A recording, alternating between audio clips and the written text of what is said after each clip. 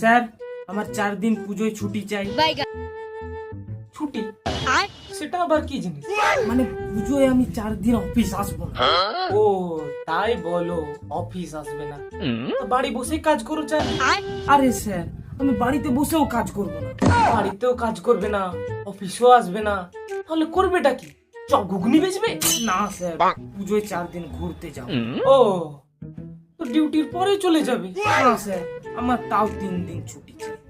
আরে তুমি 4 দিনের ছুটি চাইছিলে, এক্ষুনি 3 দিন হয়ে গেল।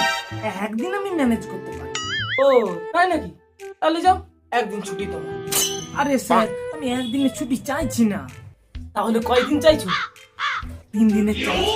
তুমি এক্ষুনি বললে একদিন ছুটি চাই। কখন বললাম? এক্ষুনি। দাঁড়াও দাঁড়াও, চলো একটা গেম খেলি। বলো আই ওয়ান্ট 10 ডেজ লিভ, এর বাংলা করলে কি হয়? আমার 10 দিন ছুটি চাই।